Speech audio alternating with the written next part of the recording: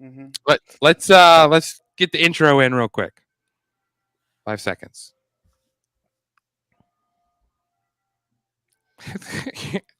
I can't help the clock there. This is the emergency broadcast system. This is not a test. Repeat, this is not a test. Citizens are advised to take the following steps. If exposed, remove clothes. The emergency broadcast system.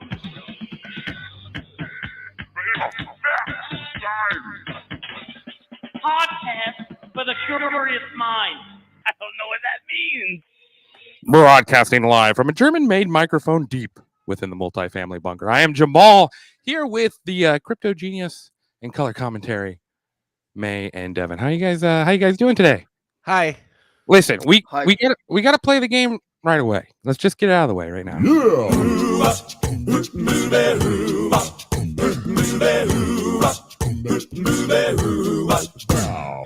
in the world is Bazooka Jew Cohen. Yeah. Ah, I didn't even look yet. Oh. where is Spike Cohen today? You know what? I have no clue. He's at home, actually, oddly enough. Oh, Oh, is that real? Hi, Devin. Oh shit, you're fucking kidding me. I thought you were paying my American Express fucking credit card bill as he's playing that fucking thing. What's up, man? Hey, man, how are you doing? I'm good. I'm good. Well, good, and I'm doing well. Catching up on a couple of the shows that Oh I God.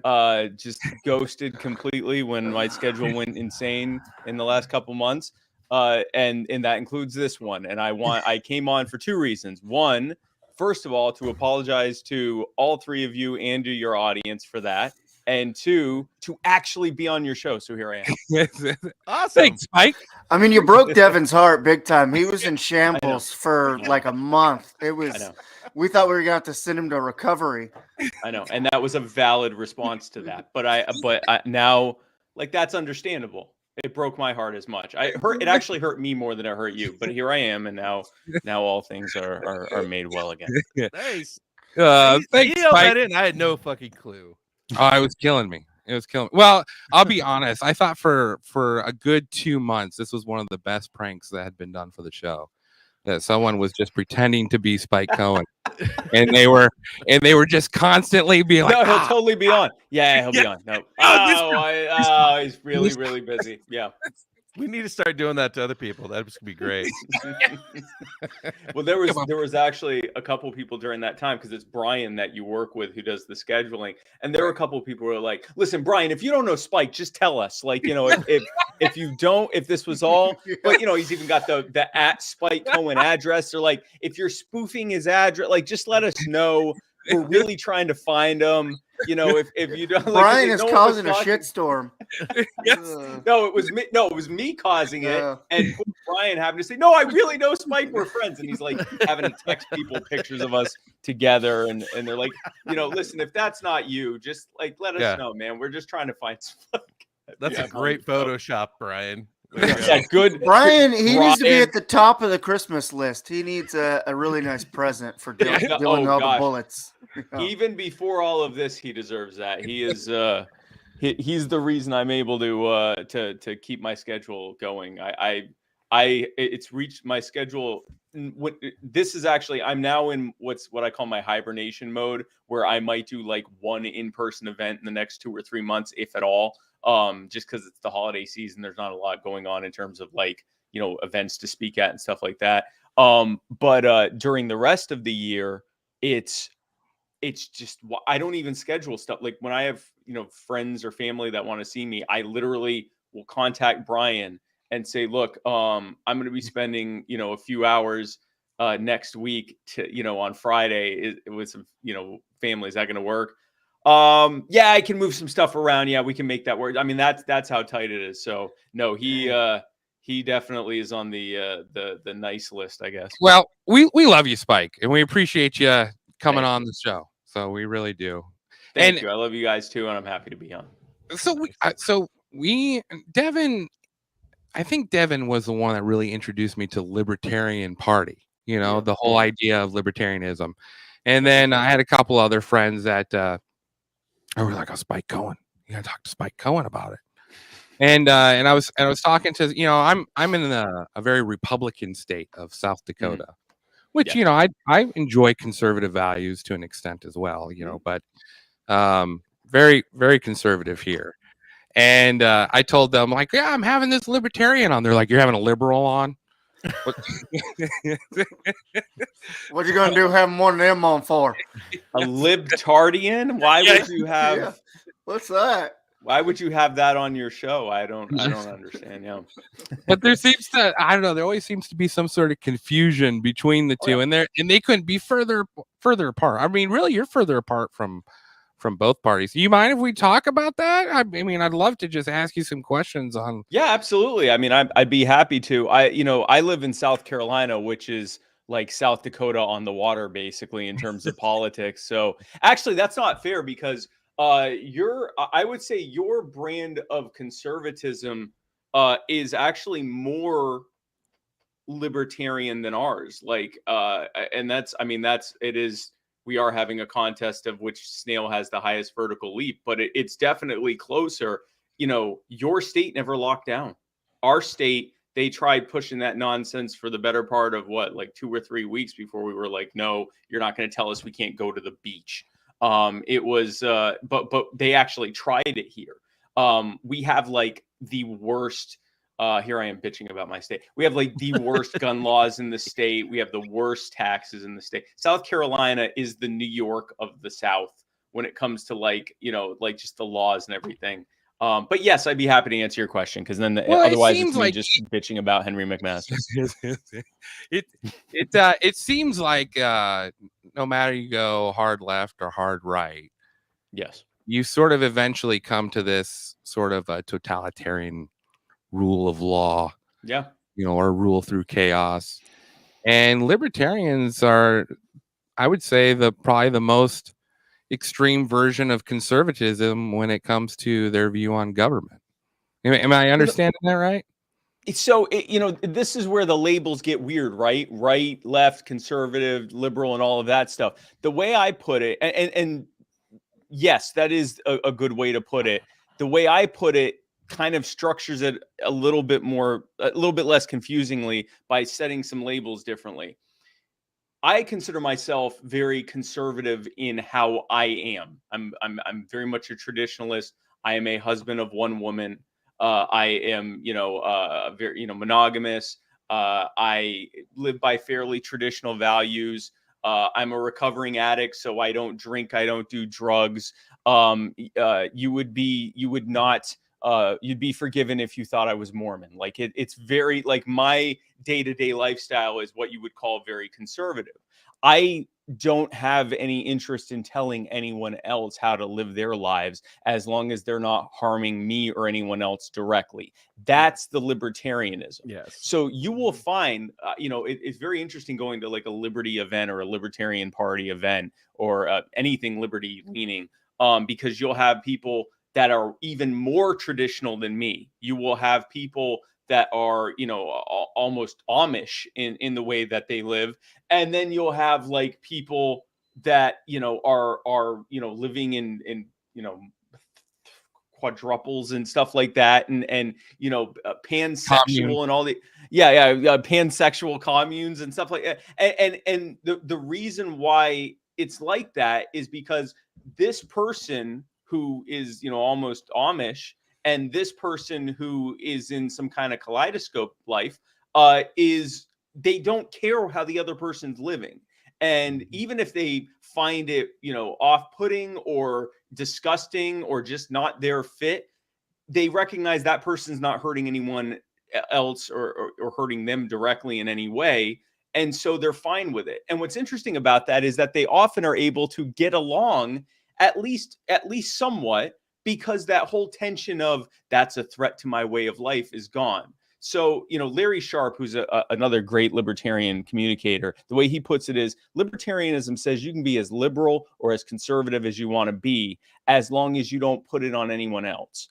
So when it comes to like the values of what libertarians think when it comes to government, depending on which libertarian you think you're talking to, they either want the government to be this minimal thing that is small enough to just keep the basic function of society, like the courts, maybe the roads. Some of them don't even want them handling the infrastructure. Maybe the basic law enforcement, just the basic structure. And then some of us want government to be small enough to drown in a bathtub and then consider if the baby's viable or not. So it really depends on who you're asking that question when it comes to like what we think about government. But it definitely, we all agree, we want it way smaller than pretty much almost anyone else. There are some edgy conservatives who kind of come with us on when it comes to the size of government. But yeah, that's how I would put that. I mean, you talk about the size of government being small. I think a lot of people feel like, well, it should provide defense. That's one role, and then the court system, all that stuff. And then you have some people that are just straight up anarchy. Just see what happens. I think there's got to be some sort of balance in the middle. Well, I mean, balance between those things. I mean, either the government is a minimum night watchman state type of thing, or it just doesn't exist. So I guess maybe the balance between those things would be that even something like defense could be outsourced or left to a militia style system, with the inherent understanding that means we don't get involved in other countries' affairs. There is no any kind of foreign presence unless it's to deal with an immediate threat. There's no occupations, there's no participation in multinational treaty organizations or military organizations. We have whatever minimal thing is necessary to make it clear that attacking or invading us is a terrible idea. And I'll tell you something, I tend to lean more towards the anarchy or free market society side of these things. And I think probably the biggest two deterrents we could have to being, actually the three biggest deterrents we could have to being attacked or invaded by anyone is staying out of people's business so there's no reason to do that. Having just about every person armed and trained in the use of that arm, sort of the, a rifle behind every blade of grass mentality. And also having such a strong, prosperous economy and such open trade relations with everyone that it would be stupid to threaten that. Like just the threat, the blow to your economy to invade us would be terrible, not to mention the fact that you'd lose because we've already demonstrated we won't even tolerate being governed domestically, much less by you. So I think that's where I lean on that. But yeah, if there's going to be a government, whatever we want to call that, then yeah, having either through a militia system or a very minimal military presence, again, domestically, to be able to make it clear that, it's not a good idea to attack us. I think that would probably be one of the basic functions. But I think the reason that I don't often get into the debate between what we call minarchy, very minimal government, or anarchy, or even the people who call themselves micro-kiss, that's a new one I heard, is that we're so far away from any of that. Like if anarchy is exit 105 and minarchy is exit 98, we are currently in a being held hostage in the back of a tractor trailer going 80 miles an hour towards the guardrails off the cliff. Like it to argue over which exit, when we can successfully turn this thing around and start heading in the right direction, which exit we should get off on. To me, I mean, it's it's fine having those discussions or whatever, but it's not where my main focus are. Like there are people that will not work with people who don't have their vision of whatever utopia is going to look like. And I find that I increasingly have little time to have any serious debate on that when we're literally headed for to go off the cliff. I mean, at what point, Spike, did you? Because from what I read in your bio was that you started off as was it neoconservative? I think was one of the terms I seen. And that was during the Bush time, I believe, Bush era, right? Yes. Yes, I was. And in my defense, I was, 19, 20 years old. These people that are in their 50s and started thinking that, I don't know what to tell you about them. But yeah, 19. I was 19 years old when 9/11 happened. And prior to that, I would say, leaned libertarian. I had grown up, my dad was very clear in talking with me. He's like, because I'm Jewish, and my dad would say things like, listen, anytime that they have, tried to round us all up and kill us, first thing they do is make sure we don't have any arms. Because, it's a lot easier to do it to us if we're defenseless. And that really stuck with me, even as I'm sure I was probably like 7 or 8 when he first said that to me. That made sense. Like, that made perfect sense. So I've always been like an absolutist on the Second Amendment. And I also, when it came to like drugs and things like that, I'm like, I don't, people should be able to put whatever they want in their body. But on the rest of the things, like if you ask me my thoughts on like healthcare or foreign policy or, at pretty much anything else, I didn't really have much thought about it. When 9/11 happened, I was horrified. And I bought the government and corporate media line, hook, line, and sinker. We were attacked because we were just so darn free. And these evil terrorists who have nothing redeemable about them, they're Sauron. They're like some kind of abstraction. They're not actual human beings. And they just hate us because our women are wearing those tight shorts and we listen to rock music or whatever the hell. Like it was funny because they would say, because we're so free, they didn't even really have to elucidate on that. Like, they didn't really have to articulate what that even meant. It just, years of being told you're free, we're a free country, it just, the jingoism immediately hit, and I'm like, yeah, we're so damn free, and we're peaceful too. And if we have to bomb every single country and remove every leader that opposes us to show them our peaceful, democratic, and free ways, then we'll do it. And if we have to spy on every person in this country domestically to make sure that they aren't even saying anything negative about this war effort, then we'll do that too. And it sounds ridiculous now, but as fervently as I believe in what I believe now, was as fervently as I was a neocon, Republican type, a George W. Bushophile, dyed in the wool. And it took some very annoying libertarians, I'd say probably the biggest one was a guy named Matt Kibbe. And he's still around now. He used to be with a group called Freedom Works. Now he has his own thing called Free the People. Yeah, Free the People. And Freedom Works used to be an email list. This was before social media.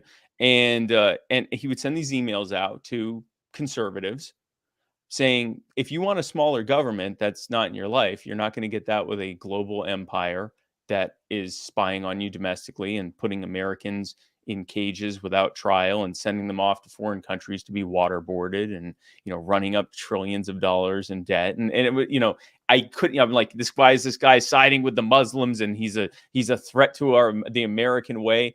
And, he and people like Ron Paul and others, they made these predictions about what would happen, that we would not be greeted as liberators, that, over time it would turn out we were being lied to, and there'd be this sort of drip, drip, drip of, oh, that was a lie, that was a lie, that was a lie. And I remember, around like the mid 2000s being really, really angry. And I realized that the reason I was angry was because I was wrong and I knew it.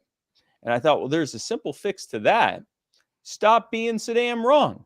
So I realized I wasn't a neocon, but I thought, I got here in a very ad hoc way. I never have really thought about what my philosophy is, what it is I think about things.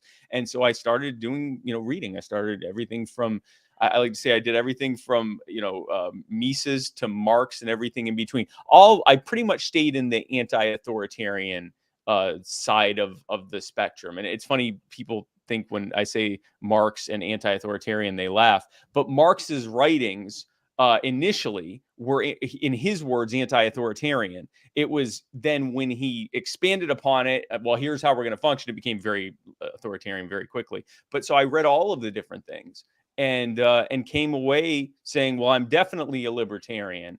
And then over time, not shortly, it didn't take too long, the meme about what's the difference between a libertarian and an anarchist, about 6 months, that's not far off. That's about, it took about a year. And then I thought, you know what? Now I got to explain to my family that I'm an anarchist. And it's been just a joyful experience ever since. You would have to think that. I mean, listening to you talk about during the Bush era after 9/11, the amount of propaganda that was being pushed out, and really before internet had taken full hold yet. So it's really the last effective propaganda campaign I feel the U.S. has run, as far as when it comes. I guess you could say. I guess you could say COVID was. There's but a lot of anti-Russia shit going around, bro, and like pro-Ukrainian, like the sniper, the Ukrainian pilot that's shooting down all the Russian planes. The ghost yeah, of, you know what I mean? I'm like, how true is that shit? You know what I mean? Like, that's all third-party CIA fucking prop. You ask me. How I got in a libertarian party was because of Ron Paul, and he was like my first like guy that I'm like, this guy's fucking awesome, and I believe like a lot of what he says is how shit should go. And then I started delving into it more. But so interesting about that, when I would watch those, because I'd watch the Ron Paul's emails and videos he'd put out, and him being quoted on, I'd watch him. I'm saying videos he put out. This was before YouTube. I'm watching him on Fox. I'm watching him on MSNBC or whatever he's on. And because I constantly watched Fox and really a lot of cable news in general, which was probably another problem that I had. And I'd watch him come on and he would make my blood boil. This guy, what kind of Republican are you? They should kick you out of the party. Like, I was that guy. And it's why I got mad when it was obvious that he was right and like about the whole thing. And it was like, I agree with you on so much. Why are you so damn wrong on this? It was like, no, because he's not wrong. You're wrong. And so it's interesting that way with the propaganda campaigns. That was the last time that the government was able to, so far anyway, that the government was able to successfully get us to say, yep, we need to send our loved ones over there to fight. I'm not sure that'll ever happen again. And certainly not as easily. It will take something very intense like a 9/11 or worse to get us behind it. And the thing is, if it's similar to a 9/11 where thousands of people die and the people behind it put out a manifesto saying, we did this because of what you're doing here, it's going to be a lot harder for the government to convince the public. Not that it'll be impossible, but it will be harder than it was in 2001 to convince us that the best way forward is to just blow up another country, especially if on social media the leader of the country that terrorist is in is saying, we're trying to negotiate. We want to hand this guy over to someone, keep us out of this, which is what was happening, but we didn't know it because we were just hearing it from cable news. So it would definitely be harder. But the thing is, what we learned, we saw it with the COVID regime. We're seeing it now with how they're increasingly how they're messaging climate change. They can make people scared of something. And if they can make them scared of it, they can push any temporary measure that they want on us. And I'll tell you right now, what the reason that we aren't still in lockdowns and that the most, if not all of the mandates, vaccine and mask mandates have gone away and probably will never come back. That's not because things got better. Look at the U.S. the COVID numbers in the U.S. COVID is as widespread now as it's ever been. The death numbers are continuing to drop as herd immunity is becoming at least somewhat of a thing. But the cases are still through the roof, and you have the CDC telling people not to even bother getting tested anymore, and the cases are still through the roof. So COVID is going as stronger as it's ever been. The reason that they've had to move on from it is that a large and growing number of the public are like, no, you're not doing this anymore. We're sick of it. We're not going to let you. And that speaks to what the most important, if there's nothing else besides my apology that you remember from any of this, I would like you to know, and that it hurt me more than any of you. The third thing that I need all of you to know and everyone watching this to know and take away from this is that there is no such thing as government power. What there is what the state, the government, which is really just the people in the government, are able and willing to enforce. and what the people are willing to tolerate. And when I say the people, it's got to be pretty much almost all of them, because if even like 1 to 3, maybe 4% of the people insistently refuse to comply, it becomes effectively impossible to stop them. It becomes this like triage thing of doing their best to beat down on the people that are refusing. And as more and more people join them, we saw this with mask mandates, we saw this with lockdowns, we saw this with to some extent with vaccine mandates, with employers refusing to enforce these things. As that happens, more and more people are looking, going, well, wait, if they're not doing it, I don't have to do it. And as that number balloons, it becomes impossible to even pretend that they're able to enforce it. And that's when they go, okay, listen, we don't need to do this anymore. And the reason that they do that is because otherwise they have to let go of the illusion that they actually can really stop all of us in the first place. That I loved the spirit behind the Area 51, let's all storm Area 51. They can't stop us all. I loved the spirit of it, because it was true that if like 1 million people showed up to Area 51, we could literally just walk in. Like there's nothing they could do. We weren't going to do that. And it did lead to a few people like Naruto running in front of local news. That was kind of fun. But the spirit behind, like, they actually can't just stop us all from doing something. That's the important takeaway, is that, an unjust order or rule is best met with large and vocal and active non-compliance. Mass non-compliance fixes it pretty quickly often.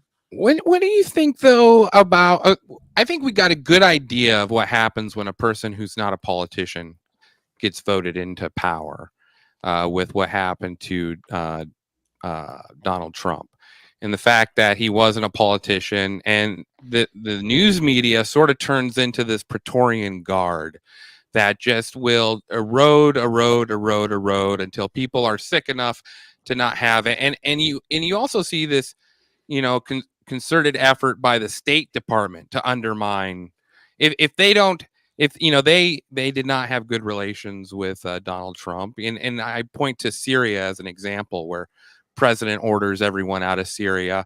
State Department leaves people in Syria and just says, oh yeah, we did it. So they're running, their own military campaigns while we're pretending to have some sort of president run things here. How do you get rid of the State Department, through this process? So, even if you vote in a Ron Paul or some other person who has libertarian values, you're pretty much declaring a war on the State Department. Yeah, and see, that's what needed to have happened. If Donald Trump had wanted to, and we can talk about how sincere he was in actually wanting to do those things, but if Donald Trump had actually wanted to completely restructure how government works, he would have had to declare war on it. It wasn't just appoint people he thought were good people to head it. You have such a large leviathan and almost immeasurable, or certainly unaccountable, and not just unaccountable as in they aren't held to account, unaccountable as in there's no way to account for everything they're doing, administrative state that we have. And we can thank many other Congresses and presidents that came before Trump and the Congresses he had for that. They've abdicated all of their authority to the president, who for the most part abdicated his authority to a bunch of bureaucrats. And so you have this sort of bureaucratic superstate. And so that's what happened. Now, what's interesting when it comes to foreign policy, the State Department and the neoliberal order that runs the State Department, the Pentagon, the intelligence services, and so forth, they figured out about 2 years in that they could play to Donald Trump's ego, and basically, instead of saying, oh, you have to do this, this is the current order, and he's like, well, I like breaking orders, it almost like played into his whole shtick. And then they're like, you're gonna let China punk you like that? You're gonna let Russia treat you like a bitch? General Soleimani thinks you're a pussy. And then that got, and they were literally saying, keep in mind, they weren't just saying this, in so many words. Did you see some old 90-year-old being like, They think you're a pussy, Trump. Yeah, no, but literally, and it worked. He's like, I'm no pussy, and then it worked. And they would do it like John Bolton going in front of the media and saying, I know this president. He's not going to let anyone talk to him like that because he knew he watched Fox at 5 a.m. on the toilet or whatever on his phone. But like they got away with doing that because they figured out how to play him. And so you had a president that went from saying, I'm going to end our involvement in any of these wars, I'm going to bring the troops home and everything, and it started good on that. I will tell you that started good on that. He went from that to literally assassinating a head of a military of a country that we were not in any kind of active military engagement with, in a third party country that we were occupying. And which, thank God, the Iranians did not want to turn that into a bigger thing. They would have been completely justified in doing so, and they could have killed thousands of Americans. And yes, there would have then been a bunch of bombings on the American side that would have killed God knows how many Iranians. Not that would have been a good thing, but thousands or even tens of thousands of Americans could have died as a result of that, not to mention all of the Iraqis that would have been killed in all of that, all because they were able to figure out that they could convince that they thought he was a bitch. And it was, I mean, this was the Donald Trump that met with Kim Jong-un. Like that, I will tell you something. As someone who is not a Donald Trump fan by any measure, I liked that stuff. That 2017, 2018 foreign policy Trump was like, okay, you know what? If the rest of this stuff isn't going how I want it, whatever. If nothing, I've learned to be disappointed when it comes to Republicans and Democrats in office. But I don't know, man. If we get this kind of a foreign, this, I guess we could at that time call it a Trumpian foreign policy.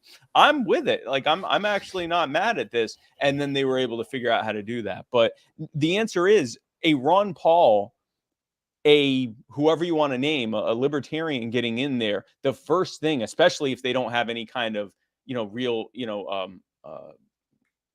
sizable majority or plurality in Congress, the only thing, and certainly the main thing that they should be doing is just going through the entire registry of executive orders and regulations that don't require any input from Congress and just go into town with it. I used to say during the campaign, I'm like, if we get in there, we're going to need the biggest shredders you've ever seen, because it's just going to be industrial, like entire page loads of executive orders just shredded. Do you know we're under something like 40 emergency orders, some of which have been spanning since I believe either the 70s or 80s? We're under one that happened under the Clinton administration that was supposed to be a temporary order to not allow U.S.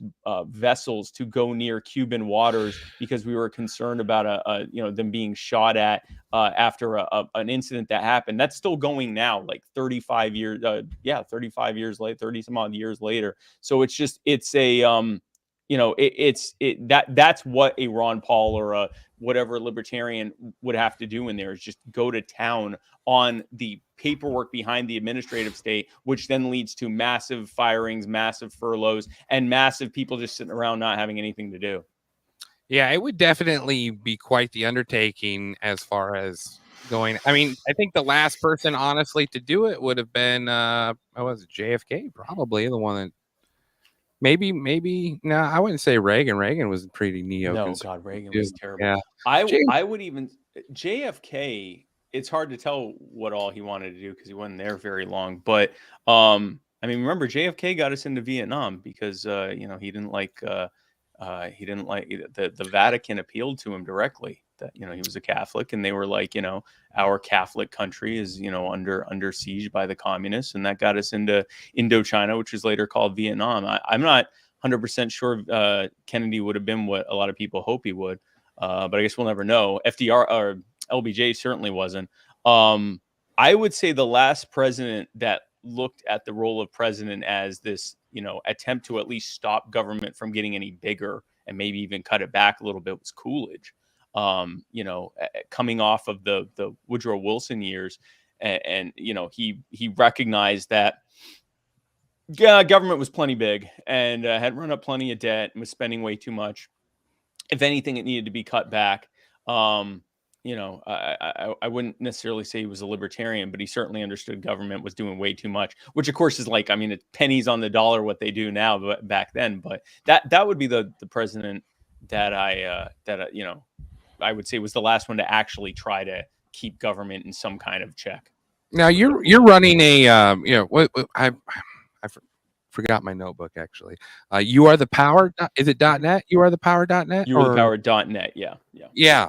Tell us, how does that sort of tie into, your long-term goals with libertarianism? This venture you're on now. Sure, and I appreciate you giving me a chance to talk about it.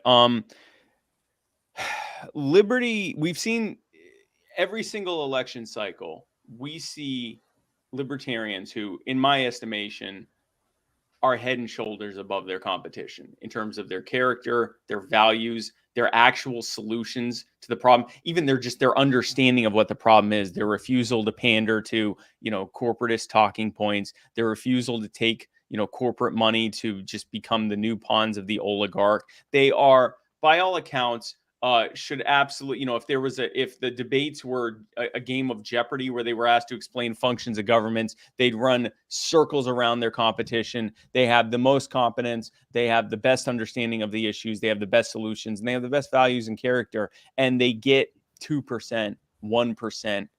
Sometimes they'll shock the world and get 10% or 20%, but they don't win. We win local elections. We won hundreds of those. But we don't win. We've never won a statewide or federal race ever in our 51 going on 52-year history. We've never, ever done that. And the reason for that is because even though the vast majority of the American public is pissed off, done with the status quo, they keep supporting the status quo because it's all they know. They don't know any better. They know that this is bad, but they're convinced that the problem with this country is exactly one half of the ruling class. And the only thing that can fix it is the other half of the ruling class. And the idea that it's the entire ruling class that's the problem evades them because they're not even being exposed to these ideas. And the problem is when we try to expose them to our ideas by running for office, they go, all right, well, you can't win. And they make that a reality. Because if everyone thinks we can't win and doesn't vote for us, we can't win. And if they don't even let us on the ballot or make it hard for us to get on the ballot and fight as hard as they can to keep us off the debate stage, we functionally can't win. And the only way around all of those different problems, the problem of recognition, you mentioned people here libertarian and a lot of people think liberal, or they might know libertarian, but they have some weird caricature of who we are that isn't true. Name recognition, us being tied to losing and not winning, which is a big problem. People not realizing that there's a viable alternative from the Republicans and Democrats, and people hurting right now. All of that is solved by creating a culture of people who demand liberty, who intuitively understand that the problem is statism and that the solution is liberty, and building that movement of people, working at using things that they care about and building out what that means and how liberty could fix those problems. And that's what You Are the Power does. That's a lot of pretty words, but it doesn't actually explain what we do. What we do is we find people who are being mistreated, abused, neglected by their local government, and they are outraged about it. There are other people in the community that are outraged about it, but they don't have the wherewithal or the knowledge of how to organize effectively to get justice and accountability. They might be able to get on the local news, but they don't know how to build a movement in their community. We find them or they find us, and we help them organize. We help build that movement. We help, set up rallies and events. We, cyberbully the local government there on the media, and in front of the media, we get local media attention. We basically help them build a movement to fight against whatever's happening in that local community. And it's usually very specific to that community. Then from there, as we're winning, as we're getting the accountability and justice that people need there, we use that as an opening conversation for those activists and for that community about the base of how all this happened in the first place. So we help them now on things that matter to them. And we use that as an opening conversation about how liberty fixes all of this. And so we are growing the liberty movement by meeting people where they are, helping them solve their own problems and showing them how they had the power all along. That's why it's called You Are the Power. And if you would like to be a part of that and become a part of the fastest growing grassroots movement of libertarians across the country working to set their communities free, one issue at a time, then I invite you to go to youarethepower.net. Membership is free. We have around 2,000 members. We are in all 50 states. We are growing every single day, and we'd love for you to join us. Youarethepower.net. Yeah, I did join up for it myself too. I think Awesome, I think it's a beautiful thing because, you know, we can talk about all these big ideas, the State Department and the presidency and the federal government and, you know, how it should be. But in the end, totalitarianism affects individuals.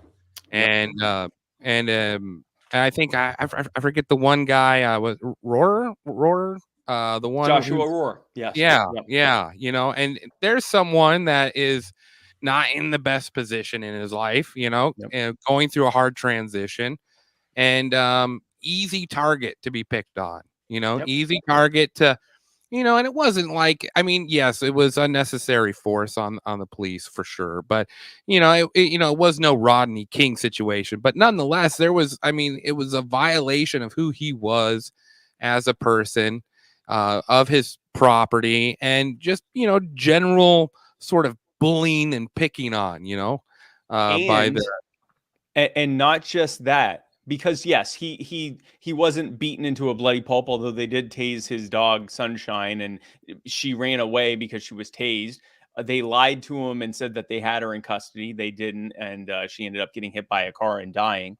But I would argue that from a government or systemic level, the most egregious thing was that after they did all that, the DA, instead of saying, "Wow, this is terrible. They shouldn't have done that. We need to investigate why that happened. This guy, we need to make this guy whole. We need to fix this problem and make it right." Instead, they closed ranks around the corrupt cops. They refused to release the body cam footage. They fought in court to keep it from getting released, and he was never going to get it released until he could bring in other people to help him in his fight. And that's what we did. That's what we're continuing to do. We are now in the phase of trying to push for changes to North Carolina state law to make body cam footage release a lot easier, so you don't have to spend tens of thousands of dollars in court that you may or may not have to fight to get footage from your own case released, and also to hold those officers accountable. But we're also using that. Another thing we're doing is on December 10th. Because there was another situation there where they had shut down the only homeless, the city of Gastonia. That's where this happened, Gastonia, North Carolina. The city shut down the only homeless shelter in the city. And it was a church being operated by a man named Pastor Moses Colbert.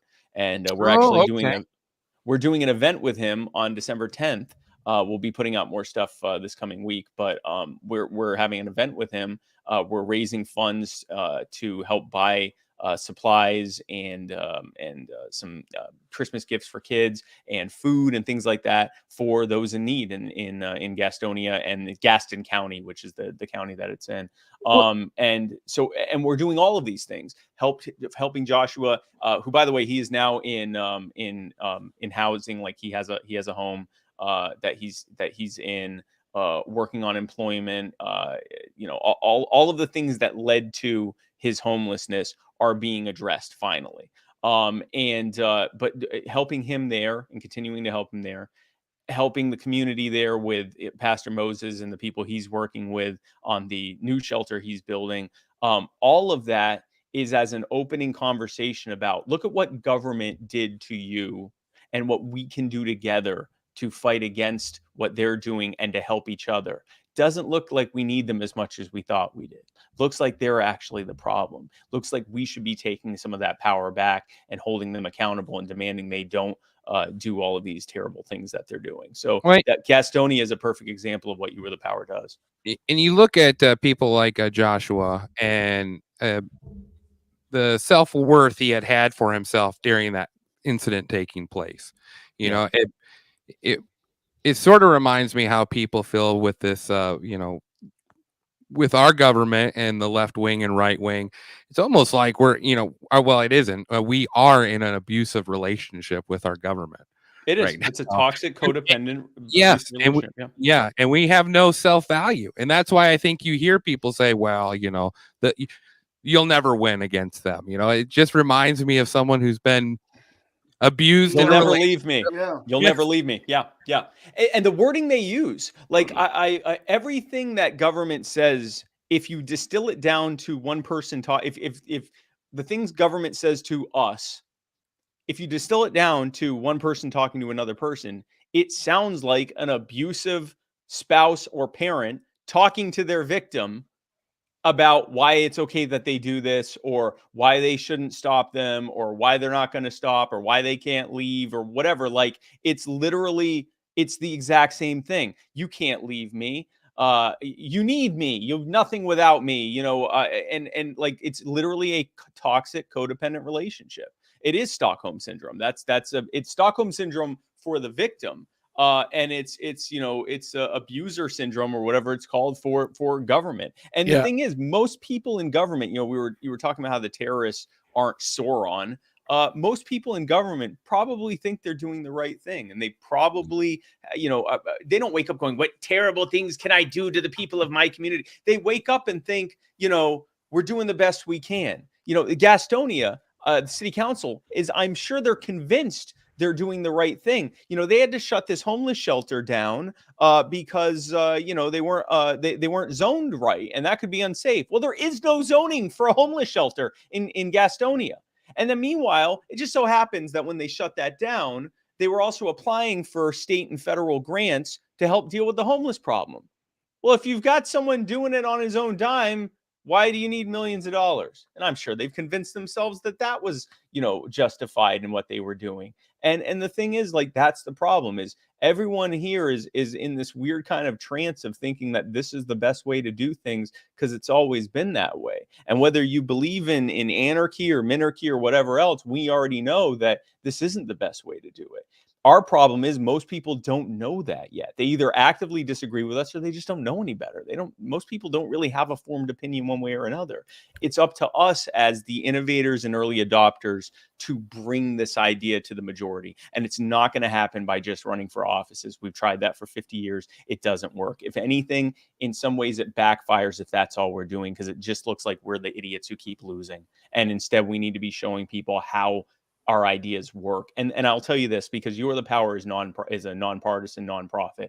We're not here for the Libertarian Party. We're here for the liberty movement. We want a movement for liberty. And if the Libertarian Party grows as a result of it, fantastic. If the other parties just take on all the Libertarian Party ideas and there doesn't need to even be a Libertarian Party, fantastic. If everyone gets up and says, you know what, let's not do any of this anymore. Yay, free market society. Fantastic. Well, however it ends up going is fine.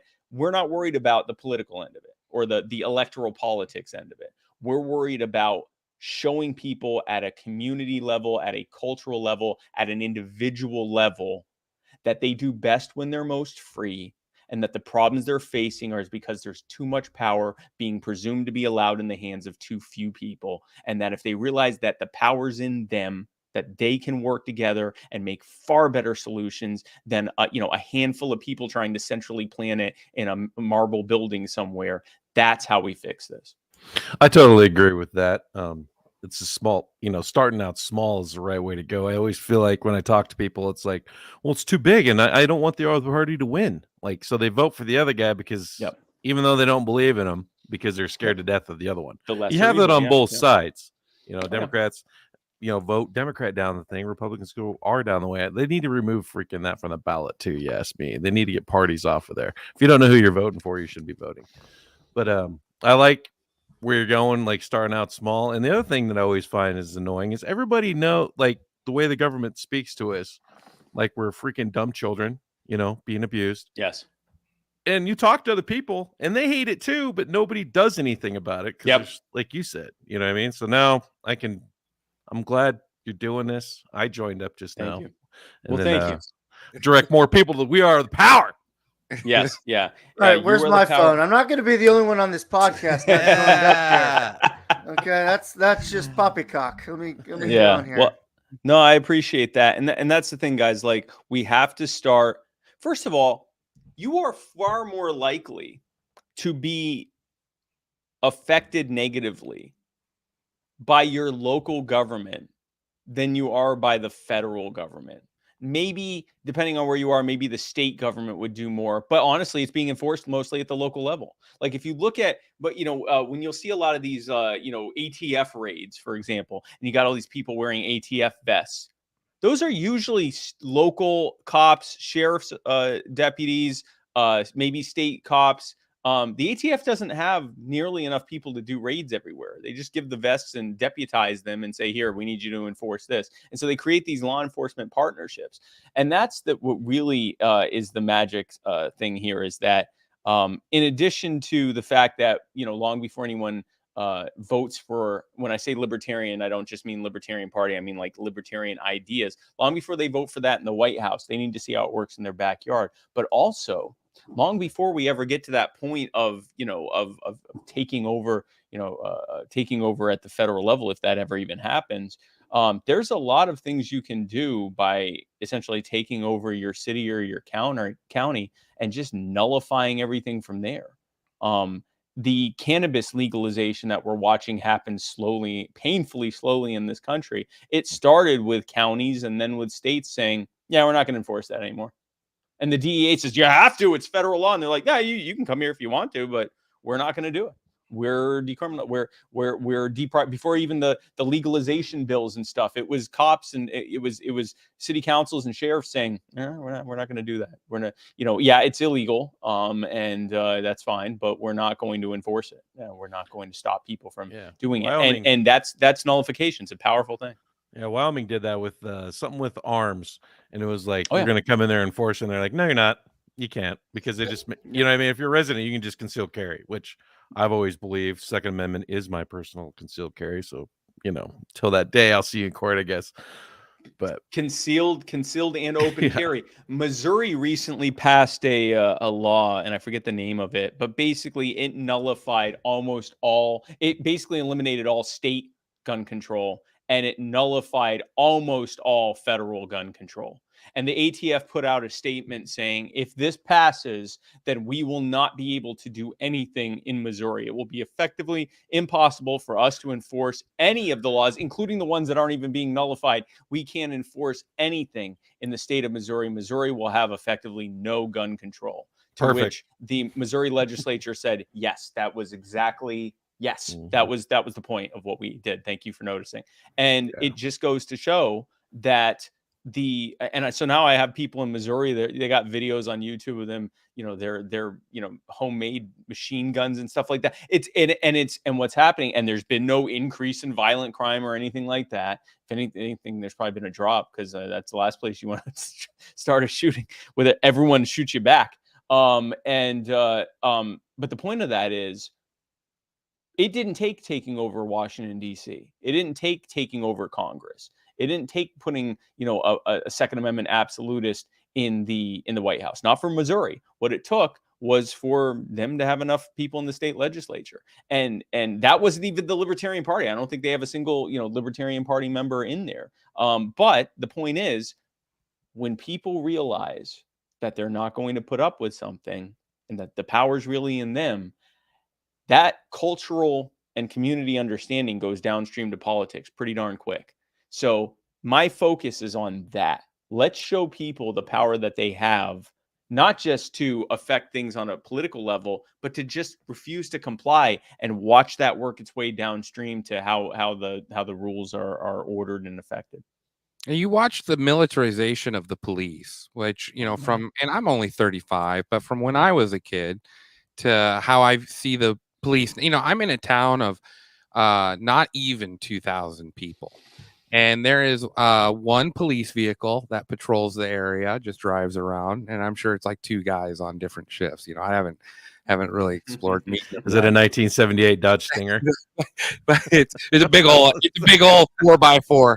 But these they get out to go to the gas station or something, and it looks like they're ready to go to war in Iraq. They got bulletproof vests on, they're all strapped and clapped. And I think, like, man, it's so different from when I was a kid meeting police officers, And it's, oh, go ahead. I didn't mean to cut you. No, go ahead. Do you know what's scary about that? Do you know what started that whole thing? The war on drugs was the justification for it, but that's not actually what started it. The Pentagon had all this stuff, and it was going to be cheaper to just have police departments or whoever wanted it in local governments pay to come and get it, like not pay for it, but just pay for the cost of moving it, than for them to just destroy it. And they didn't feel comfortable unloading that on the civilian market. So that's how the 1033 Military Surplus Act happened. And it had already been happening informally before that, but that formalized it and took it into overdrive. It was literally the government just going, what are we going to do with these, old drones and these armored personnel carriers and these freaking Hummers, and like, what are we going to do with it? What are we going to do with all this tactical equipment? Well, but they couldn't just say, hey, we're going to give all this stuff away. We're going to give all this freaking weapon systems away. They had to try to justify it. So they said, well, the dangerous drug cartels and the criminal gangs, that we need to have them fight. And so they created this propaganda campaign of making the public, the soccer moms and the retirement NIMBYs who run this country secretly, to be so scared of their community that they demanded that the cops had this. And then what came with all that equipment was the training and how to use it. And so they found the most tactical people they could find to push the most paranoid training. You should look up, if you look up like I'm forgetting the name of the term, but the continuing weapons and there's another term, education, that police are going through that goes with this military equipment. They're being taught to be paranoid. And to have their head on a swivel constantly. They're told things. There's this one guy that was saying, after you shoot a perp, you're going to go home and have the best sex with your wife you'll ever have. They're literally romanticizing the idea of shooting people and killing them. They literally give tips on how to escalate a confrontation in front of a body cam in such a way that it looks justifiable and that you can write a report explaining how it was unavoidable and it was that person's fault entirely. Like, and that's the worst people to do it to. Yeah, exactly. They're the least mentally trained. Like in the military, you get lots of different like mental exercises and training. Yes. You're giving it to Joe Schmo, the guy who could barely run, cleared freaking recruitment. Those were the turds in high school that got bullied and picked on, and they wanted to become your local cop. Police ashy now. Not all. I'm just saying. That's what I'm here for. I went to school with a bunch of guys that are cops now, and let me tell you, those guys weren't on sports teams, didn't have hot girlfriends, and got slammed into lockers. They're the ones that walk up to your window, grabbing their belt like, shit, how fast you think you're going, son? I saw a meme that said, headgear relative to how likely you are to get a ticket. And it was like, if he's wearing a ball cap, it's 50-50. If he's got, what was it? Ball cap, shaved head, not looking good. Cop hat, not looking good. Shaved head, definitely not looking good. State trooper cap, just write your own ticket. Just go ahead and write the ticket yourself. But the problem is they're getting military equipment and militarized training, but without the U.S. The U.S. military code of conduct that comes with it. Like any veteran or active duty troop will tell you, if you're engaging the enemy, you better damn sure make sure it's the enemy. In fact, usually they got to fire at you first. Like it's like there's no justifiable reason for the military to have to show more restraint against ISIS and Al-Qaeda than our law enforcement officers do to us. I totally agree with that. Yeah, it's and that's where we are. When Singapore was revolting back in what was it, 99? They had that Asian financial crisis, right? And Indonesia was in bad. Okay. Yeah. Sorry, I said Singapore. I went to Singapore, but Indonesia was having the riots because they wanted to overthrow the president and all that. We were down there because I was on deployment. We were going to get sent in and take over the airport so we get U.S. citizens out of there and stuff. And we had riot classes leading up to it. And they gave us a rules of engagement. And we cannot attack unless we were shot first. Yep. Like, yep. that's just how it is. You weren't allowed to use tear gas either because of the Geneva Convention, right? Right. So we just but they can use it here. Yeah. Really? I didn't know that. They cannot use it. I remember being a neocon and seething at the fact that our military couldn't use the riot control measures against like Iraqi, protesters who, wanted the foreign invaders to leave their country, that they couldn't use that against them the same way that the cops would use that against us if we were mad about something. And I remember like after like many years later thinking, why did I not look at that and say, this violates the Geneva Convention and is seen as chemical warfare. But they'll do it to us if enough of us hang out in a parking lot and get rowdy enough. Well, and you see all these videos now where people are, those the sidewalk heroes that they're like, I'm not going to tell you anything when they get pulled over, and the cop just keeps getting more and more worked up. Yes, but every one of those, the officer, and I assume they're trained to say, well, we need to see your ID because of domestic terrorism and all these other things. But domestic terrorism is, like that's such a I never heard anyone worry about domestic terrorism before, and now everyone is a domestic terrorist, And like you said, like a lot of these guys are good guys, A lot of them are good guys. A lot of them are genuine in their thought process. Maybe not well informed, but I think most officers are genuine in wanting to protect their community. Most people are trying to do the right thing. Yeah. Yes. And if you're being told that everyone is a domestic terrorist, I mean, that's what an amount of weight you're having to carry every day, Oh, yeah, very stressful. Their job sucks. Yep.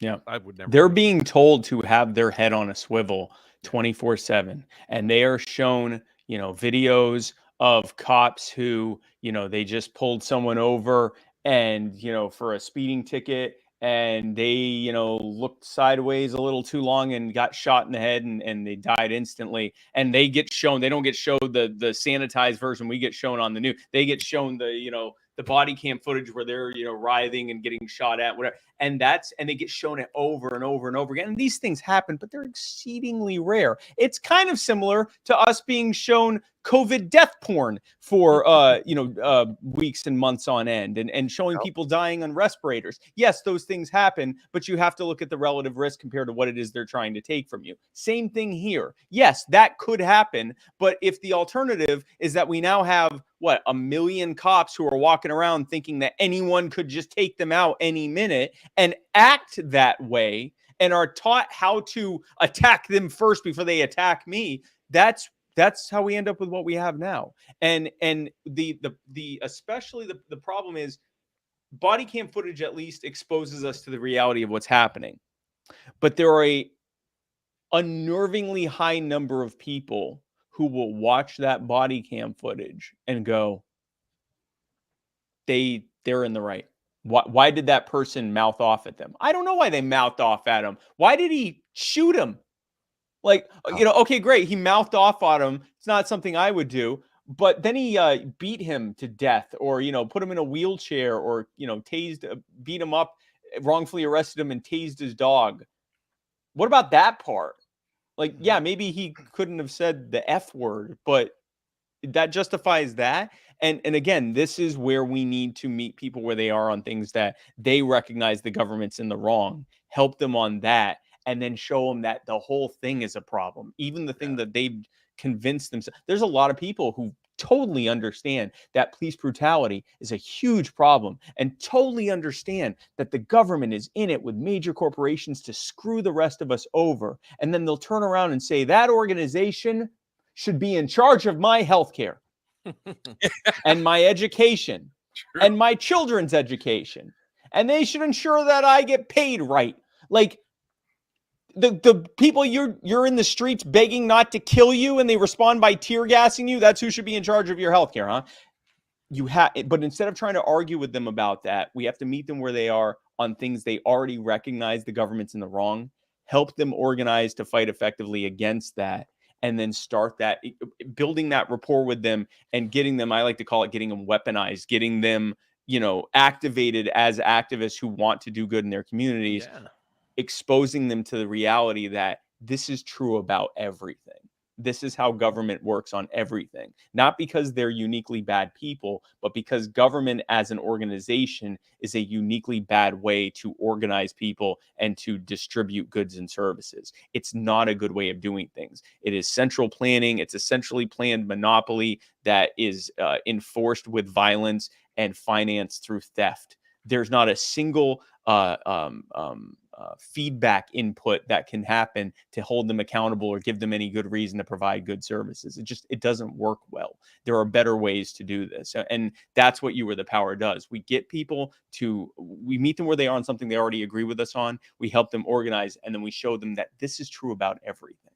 And that the answer is taking the power out of their hands and putting it back in ours where it always belongs. I'm running for mayor of Fort Collins now. This is happening. Do it. I want access when I come back. I want access to those underground meetings that happen in Fort Collins with the power families. Yeah. I just want to sit in on those. And it's not. We're not sitting here bashing the police. That's not. But the idea. I mean, I'm not. There's nothing wrong with check and balances. Accountability. There's that's accountability. Yeah. It's people who have been given power, and then the few that abuse their power, which it's not a few. It's not a few. There are many cases of people that abuse their powers to different levels. Especially, I think when you see the police doing it, it's really a symptom of something far deeper. It's the end result of this whole buildup of propaganda that's been taking place. And I think a lot of it is, like you said, the paranoia is coming from the federal government, because I think they're realizing they're on a very, very fragile system they're running on right now. It's not like the 60s and 50s where left and right, and you had ABC and NBC and CBS, and that was it. And people form their opinions off of that. Now your ability to have information from anywhere instantly at your fingertips. Yeah, at your fingertips. Yeah. Well, COVID went backwards in real time. Yeah. Sorry, go ahead. If you think about it, COVID went backwards on him. They were like, oh, this will scare everybody. We'll get everybody lined up. We'll get everybody perfectly how we want them, and we'll win. But when it started flipping and going the other way, like what we were talking about earlier, it scared the shit out of them. And they were like, oh, like we are waking up. People are, realizing, what is going on from the very bottom. And then now it's just coming together and putting all that energy and everything in a positive way, and hopefully changing it for the better. But I mean, absolutely. No, that's 100%. People understand that there's a problem. We have to show them what the problem is, because it's very easy to go, hey, the problem is the Democrats, or which, by the way, that's true. But it's also, but it's also easy. Republicans. There's a lot of people in the middle. There's a lot of people in the middle. It's easy to look at the war on drugs and go, whose fault that is? Richard Nixon and Ronald Reagan. And sure, and I'd throw in Joe Biden as well. But it's not individuals, and it's not a specific political party. It's the entire structure. And it's the fact that when you have your society organized in this kind of governmental system, any problem is going to be treated as an opportunity for it to grow, because it operates like a parasite. Government, at least structured this way, I would argue all government, but at the very least, a government structured this way has to operate as a parasite, because it doesn't provide good value for what it takes, right? It's not a good service provider. If this were a store, it would go out of business. The only way it can stay in business is if its financing model is going around and putting a gun in everyone's face and saying, you have to pay for our services, and we'll, give you whatever we think that you should get. And so, that's what we have. And so we have to show people the problem isn't the side you hate. COVID's a perfect example. During the COVID regime, Donald Trump was president. Donald Trump was convinced by the Anthony Fauci's and the CDC and NIH in their opening months that the best way was the lockdowns and ramping up Operation Warp Speed and all these other things. And I remember his tweets which he has since deleted, that said things like, Sweden was in the wrong by not locking down, and attacking Brian Kemp as late as May when he ended his lockdowns earlier than Trump wanted him to. I'm sure Kristi Noem, your governor, was getting all sorts of pressure to lock down. Trump was attacking people who were against the lockdowns, and in other countries, not just here. Donald Trump got convinced that that was the best way forward.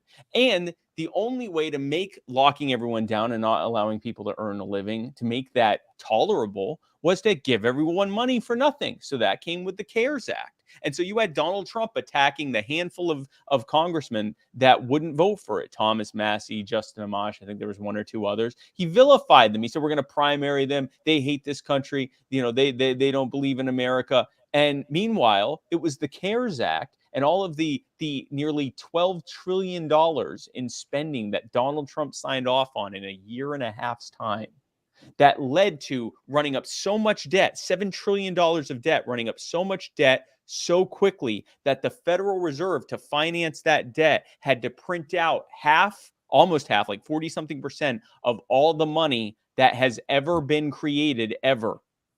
And the ancillary effect of that is the double-digit inflation that we're experiencing now. So if you're looking at inflation and you're looking at what happened during the COVID regime and you're blaming the Democrats, they were certainly a part of it, but it was not just their fault. Donald Trump did not stop the CDC. He went along with it. He complained about Anthony Fauci, but it looked more like he was upset that Fauci was getting more attention than him. He certainly didn't stop him from doing anything. You want to talk about a beta move? Imagine a boss who lets their employee talk about him however he wants to, gives him full authorization, the biggest budget he could hope for, to do whatever he wants, while saying to everyone that he hates what he's doing.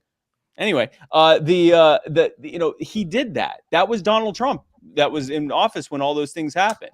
So this is not a Democrat problem or a Republican problem. This is a government problem. And until we realize that the problem is too much power in the hands of too few people, and the answer is to give that power back to the people and let them make their own decisions and have their own responsibility back and their own power back, that's what's going to fix this. Well, I think you see a lot, in some of the comments here, people are, the beauty of Trump was that he was not a system politician. And I think a lot of people who realize what you're saying is that the government is abusive and is just way too concentrated. And here we had our first official outsider come in and roll through the Republican Party, and everyone was thrilled about it. And then it turned out that he was just as weak as everyone else when it came to but the beauty is it was romanticized, because at least we didn't have Hillary Clinton in there during the COVID time.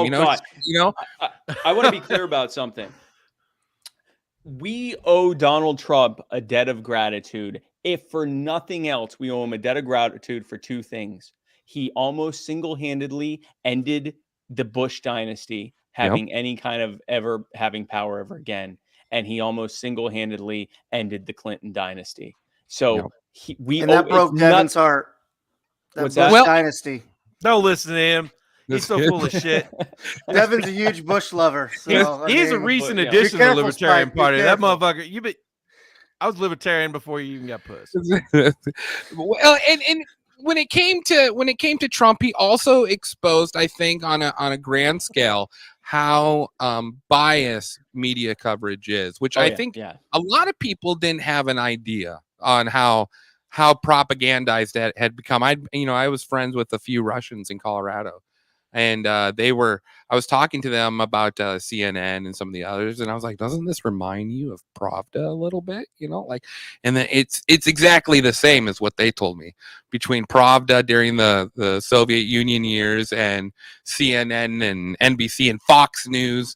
A lot of those, all of them are very propagandized to whatever leanings they have. And that's why I think You Are the Power .net is so fascinating, because really, if you want actual change, it has to be with your neighbor. It has to be with your community. Yep. It has to be with you. We talk crap about the police officers, but have you gone and talked to your police officer? Do you know his name? Do you know what, a lot of that stuff is all fixed when you get to know the actual people behind this. There's just this fake wall that we can't cross. We have to put them behind there. When you get involved locally, first you get outraged because you will discover just how much garbage is happening that you had no idea, just because they could and no one's watching. That's the first thing that happens. The next thing that happens is if you stick with it, you start developing relationships with the other people who are showing up, with the city council people, with candidates that are running for things. If you've got a sheriff system, with the sheriff, with the deputies, with the officers, you start developing, relationships, some good, some not so good. You start developing those and you start getting a better picture of what's going on there. The other thing that happens is you start developing some relationships with local media. Local media in most metro areas, in most communities, understand the local media has to put out about an hour or two, in some cases 2 hours a day of stuff. It has to be something, and it has to be at least somewhat interesting. And the easiest, and it has to only be in like 60, 90, and 120 second chunks. Yeah, that'd be terrible news. Like, well, yeah, it's got to be happened today, guys. We'll see you tomorrow.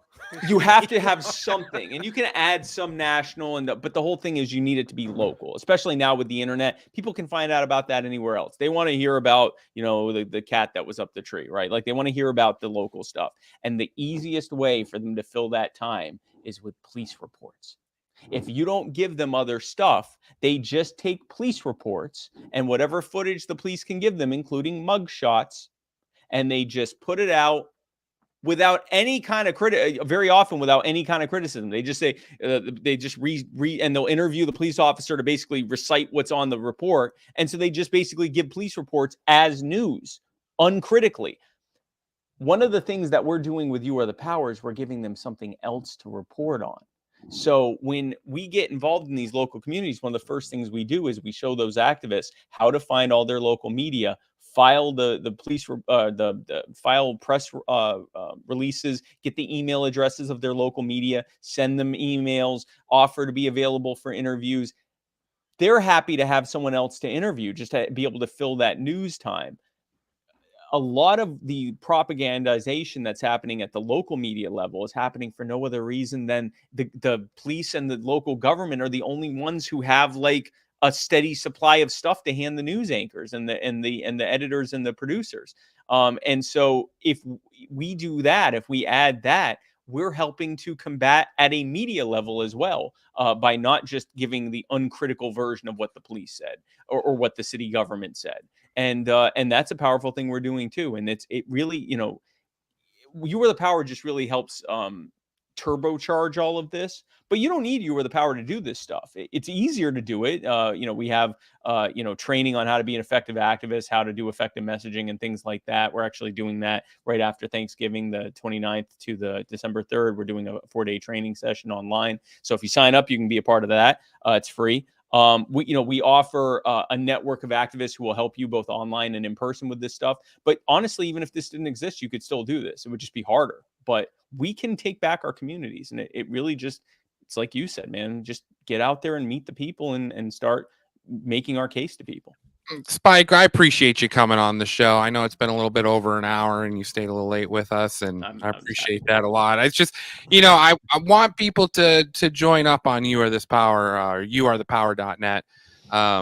And, not just sign up for membership, because, that's just, you pretty much just sign up, but what they can actually do, what you're looking for people that when they sign up, and a lot of it is overwhelming, we're going through this whole kitty litter fiasco right now. I don't know. Have you heard about this? The kitty litter fiasco? Oh, with the schools that with the kitty joke. Yeah. I was going to say joke, but then it turned into a real thing.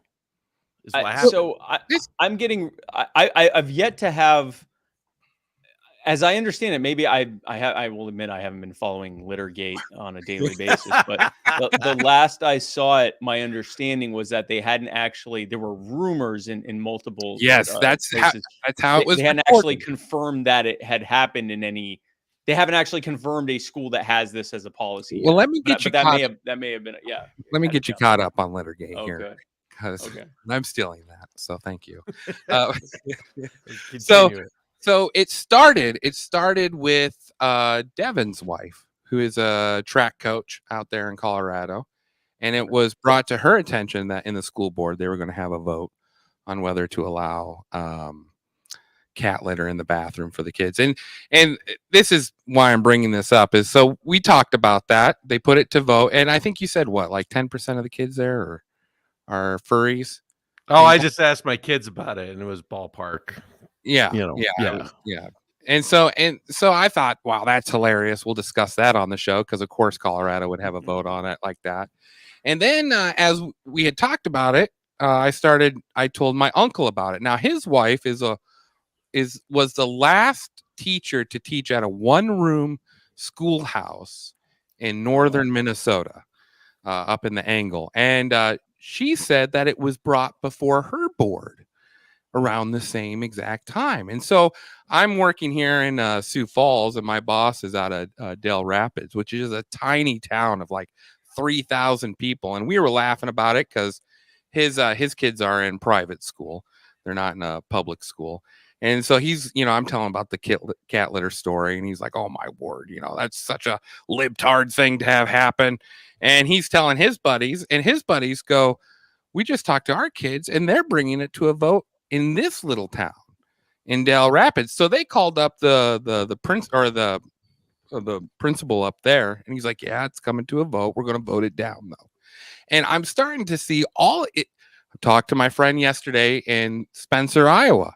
Same thing, came to a vote in Spencer. There's, it's just something odd that's going on right now. You think CIA sending people around to like start a petition to like get it on the ballot?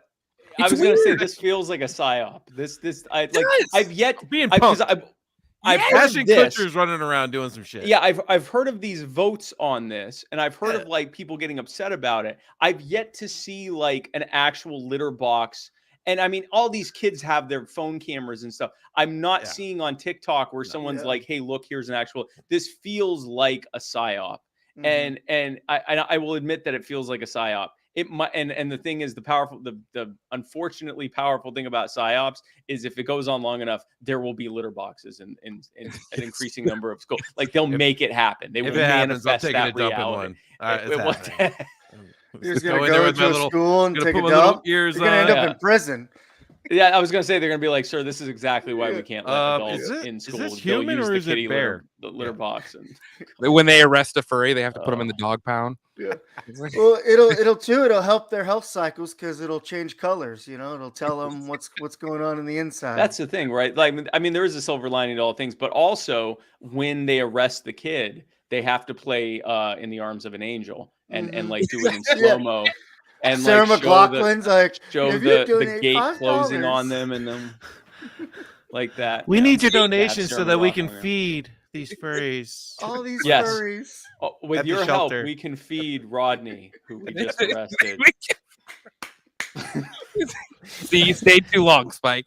I had to drink into Littergate. Instead of a litter box, they just put like a fucking fire hydrant. Like in the corner with a little. Well, that's the thing because it would be speciesist. It would be speciesist or speciesist. Speciesist. You're right. The second word. It would be speciesist to have or breedist to have a litter box and not have a fire hydrant or one of those like what they have at the airport. Like they have the little area and it has just like fake grass and sometimes a fire hydrant or some kind of upright thing. They'll have to have that. Like, because that's not right. Like the dog, I mean, they'd have to have dogs, and then a lot of furries are like these weird in betweeny, like birdie-like creatures. So they'd probably need some kind of like newspaper out in a little, like a nest with newspaper. Like, I mean, you would have to accommodate that. I mean, they all go and collect little parts from the school, and then they build it in one of the bathrooms. And they're like, "Here we go," and they make the human kids do that. They're like, "Listen, part of being a good pet parent is taking care," and they're like, "This is." Rodney, why are we having to do this for Rodney? And so well, I'm going to bring it full circle here. You'll be impressed here. The reason I brought it up in the first place was because so many people that I talked to, all parents, had no clue what was being discussed on their board, school board at all. And I think that's sort of the most interesting thing about it is everyone, the majority of people didn't even know who to talk to about it. They were just, and that's what sort of youarethepower.net is all about is getting to know your local community and the people who have the ability to make changes in your city or, within these small departments within your county or town. Because I think that's where it started, right? Is the moms and everything trying to get into the school board to start at block 1. And then if you help protect and guide those children correctly, you build a bigger net for a better generation coming up. And then you just keep stacking those blocks up. You start with the school board. I mean, that's probably, I wouldn't say the easiest way to get in, but I mean, that is a great way to get in to help help correct it. It's a very effective thing, especially because school boards, a lot of people we're kind of propagandized to think that a certain type of person should be in the city council or in the mayor's office. And we're looking for people that have previous government experience when really they don't necessarily, or they have to be like a well-known business owner or something. Whereas with school board, it's like, I'm a mom. Okay, well, let's vote for the mom. Like it's actually, it's easier in a way for people to get their mind around like just voting for someone who looks exactly like them for it. So it is a good way to do it. The thing that happens though, man, is when they get in that school board, they realize just how little authority they have. Yeah. Almost every decision that they make has already been made at the federal level or the state level. And then the only option they get is, do you want that money and all the strings that are attached to it? Or do you want to not have that money and have to do another bake sale? And that's, you can think, when I talk about Republican versus Democrat, you can thank Republican George Bush and the Republicans and Democrats in Congress that passed the No Child Left Behind Act, which fully centralized schooling into the federal government, with then some of it being done at the state level and almost nothing being done at the local level. So that's yet another opportunity. So when we do anything that involves us helping people organize against their school board or to, people that are deciding to run for school board or anything like that, part of that conversation is, okay, great, you can get in there, you can fight on this, but what you're going to find is that the real problem is that these decisions are being made at the state and at the federal level. And a perfect example of that was when a lot of the parents were coming out and speaking out against the mask mandates, the possibility of vaccine mandates for their kids, even though the data shows that a child is more likely to end up in a hospital from complications related to the COVID vaccine than from COVID itself. That is CDC data, so don't fact check me on that was their own data that said that. When they showed up to protest these things and to speak at when I say protest, I mean speak at the school board meetings, the Biden administration moved to label them domestic terrorists and invoke the Patriot Act on them. So there's two lessons there. The first lesson is that this stuff is being guided at the state and federal level. And again, that just speaks to the need to decentralize things, take the power back, put it back in the hands of parents and our neighborhoods and communities and out of the hands of the state and federal governments. But the other lesson there is when the government gives you a pretext, a reason that they need more power, ignore the reason that they're giving you. Even if you agree with the reason, ignore that reason and look at what they're asking for. And ask yourself if you would like them to ever use that against you. And if the answer is no, then oppose it. If they came to you and said, in order to stop global terrorism that's targeting you and everything you care about, we need the Patriot Act. If enough Americans and enough people at Congress looked at that and said, well, you know what, 9/11 was a horrific thing, and we definitely need to do something to stop this, but I don't want that used against me, we wouldn't be having the problems we're having right now. So whether it is terrorism, whether it is white supremacy or defending democracy, that's the left's using that a lot, whether it's illegal immigrants or gang violence, whether it's dangerous trans ideology activist, whatever it is, if they're pushing for some draconian measure that goes way past the scope of whatever the thing is they're talking about, oppose it on its face, because inevitably the gun that you're giving them is going to be turned and pointed at you and people like you, because that's what government does. When people sign up for youarethepower.net, what are you hoping they do after they sign up? So after they sign up, they get an email that gives them some immediate guidance on things they can do. Things like, here's our social media, here's content that you can share, please invite other people to join as well. You also get put in a Facebook group, or you're given the link to join a Facebook group if you're for members only if you're on Facebook. If you're on Discord, you're given a link to join our Discord server. And if you're on Twitter, you're given a link to join our Twitter community. Your information is also given, and all we need is your the city that you live in and your phone number and email address. We give it to the regional organizer in your region, and in some states, we are now starting to have state organizers. We just launched in May, so we're pardon our maintenance as we continue to grow. But in some states, you'll be linked with a state organizer. But no matter where you are in the country, including Alaska and Hawaii, you'll be lined up with a regional organizer. And when things happen that you find out about, you're given an email address to send it to, so the information can be vetted and we can figure out how we can help on that cause, if at all. And then the organizers work directly with the members and activists in that area and anyone online who wants to help to organize around those things and to fight for justice. And the interesting thing is, most of what we've been able to do, we haven't had to do a single in-person thing. All we had to do is beat them up on the internet, and they backed off. Did the right thing. That's happened many times. We didn't think it would be like that. We didn't think it would just take ratioing them a couple times on their Facebook page and their relatives going, what was that? What are you doing? You're trying to take the lady's property because she has an RV and her home burned down and she's living in the RV, so you tried to steal her land. That was enough to make them back off. So there's so great, the power of the internet. It's incredible. And it goes back to the whole idea behind You Are the Power. If enough people get together, look the government in the face and go, this is stupid, stop doing this, we're not going along with this, they very often back off. And if they dig down deeper, great, we're in it for the long haul and we'll keep fighting. And all we're going to do, all that does is make it easier for us moving forward to make the case that the problem isn't just this one issue. The problem is the power that these people have to even be able to do it in the first place. Yeah. Spike, thanks so much for joining us. We're really grateful for it. And anything else you'd like to plug before you leave? Well, first of all, thank you for your patience and your grace in letting me come back on. When I wrote Corey, when I wrote you, I was like, listen, I can't, I don't even, if you block my number, I get it. But that's because Brian's like, do you want me to tell him? I'm like, no, I don't think they ever want to hear from you again. I said, let me text you. Let me text him. And so he gave me your number. And I'm like, look, man, I don't even have a good excuse. It was bad. It was bad. It makes you feel better. Happened to a few people. No, you're building all of this stuff and you're putting, believe me, the show completely understood. Don't make excuses for me. Don't make excuses for me. It was terrible. Twice. I'm like, yeah, no, I'll be there.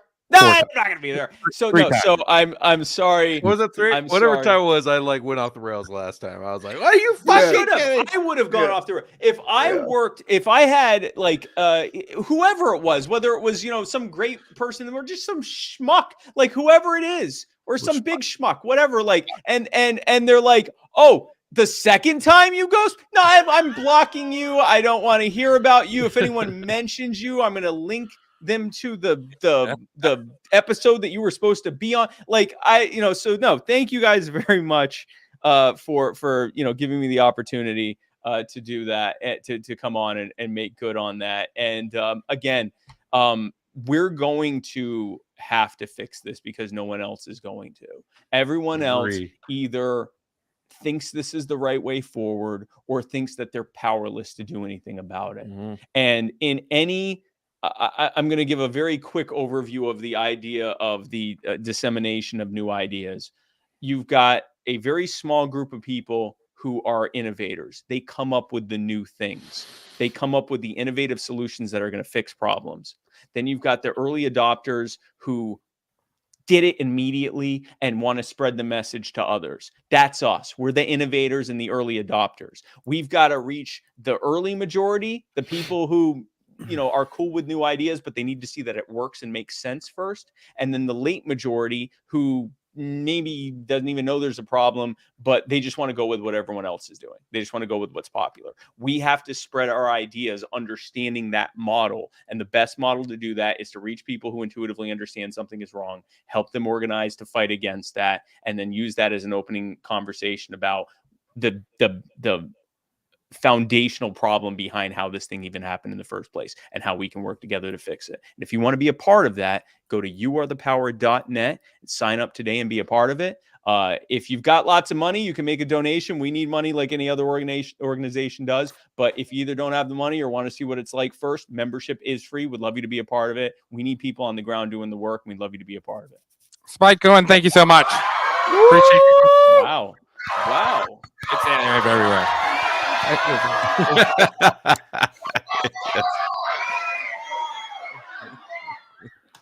Where you guys go? If I had $500, if I had $500, I'd donate to it because I'd get all that swag bag stuff he's talking about on there, T-shirts and stickers.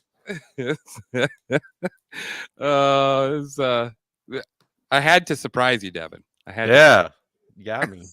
I was like, oh fuck, I haven't looked where he is yet. I'm like, God damn, I was doing a quick Google search when you're fucking playing. I know that. I told him before. I had it like all planned out before. I'm like, listen, he's gonna be busy looking at